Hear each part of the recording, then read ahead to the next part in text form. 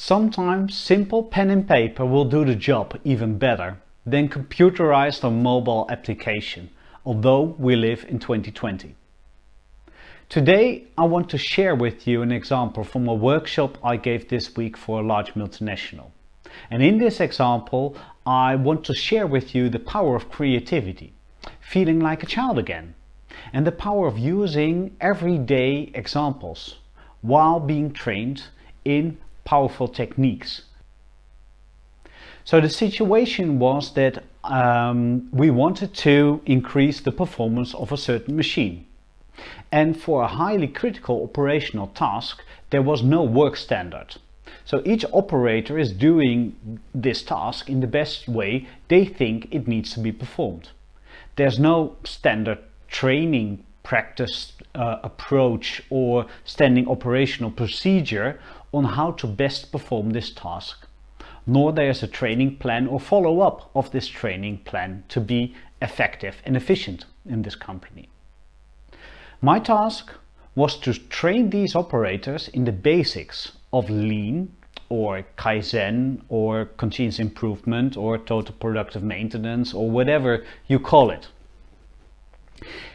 in order to be ready to participate in a 12 weeks improvement project team with which we would tackle the problems that they had and increase their work environment, procedures and performance. So I've trained them by means of folding a paper airplane. And while doing this, the result was that they learned the power of sharing knowledge, of accepting support, accepting different opinions, to accept working according to one best standard. And also learned that lean is not about having a certain belt or a certain degree in order to participate in a lean workshop, lean project. And most of all, what's most important, lean can be fun, should be fun. So here's how I did it. So during the workshop I asked them, with their 30, 40, 50, 60 years old of experience, to fold their best paper airplane that they knew. And the best one was that would fly the furthest. So then we went to the parking lot and we had a try, and there was clearly one winner which flew the furthest. And of course they had a revanche to see if the other ones were throwing it incorrectly. But this winner, they accepted that this was the best standard they had until now. So this winner had the internal fame, of course, but also the chance to share his knowledge towards the rest of the team. And with this sharing of the knowledge, the company would benefit as well, of course. So we can learn further from each other. So based on the step-by-step approach of folding this winner concept, I learned them the basic techniques of a proper training. So first, we need to prepare the instruction.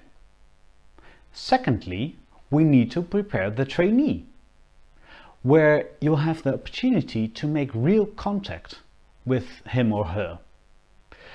We're human beings and we like to be treated as one. So with respect and being informed what we're going to learn, why this task is important, how the training would look like, how the follow-up would look like, and if I have the chance to share my own experience, my own techniques and my own knowledge. And if these crucial points are not respected, then the learning will be less efficient. And if the trainee hasn't learned, the trainer hasn't taught. So with these two steps done properly, then we can go to the third step. So we will present the job 3 times in a step-by-step approach. And each time I will give you more information so you can digest the training better. So firstly, I have trained them in the important steps of how to fold the best airplane.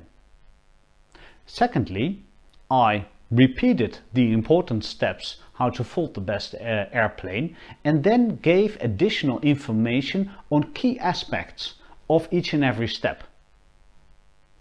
Thirdly, I repeated the important steps of the training, the key aspects, and then I told them why it is important for those key steps, crucially, to perform them well.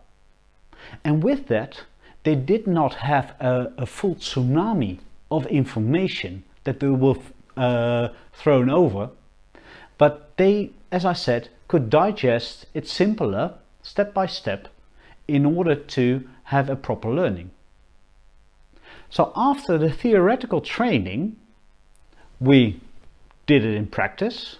Firstly, showed them while repeating those steps, and then fourthly, they could, with proper support, do the task on their own in folding this paper airplane. And then we said, okay, you're now able to independently perform this task. We are there in the neighborhood to support you if you have any crucial questions. And we will follow up at the end of the day or next week in order to see how things are going and what kind of questions you have furthermore. And the operators in the training said, yeah, well, if you do training like that, it will be easy. But so why aren't we doing training like this in our companies? That's a main question I have. As we support or train our mates, sisters or children during sports in this way to become the best, why aren't we doing that one in business then? Is it because we think business should be serious? That we do not have time to invest to train our people to become best? If I would do that during my sports and only show at the match on Sunday and not training well, people saying, yeah, you're not investing enough. So we should invest in our people to train them properly in order for everybody to work according to the best standard. Or maybe those kind of disruptive games, like simply folding a paper airplane, can help operators to think in a different manner, to help management think in a different manner in order to invest and take the opportunity to share from our colleagues to work in this best standard and share the knowledge around.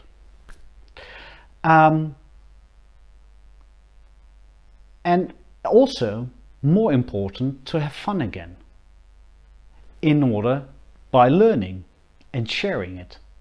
So I will gladly show in your business how the employees can work in a better environment by removing obstacles, eradicating problems, and therefore having the chance of properly working with the best procedures and therefore increasing performance in business, of course.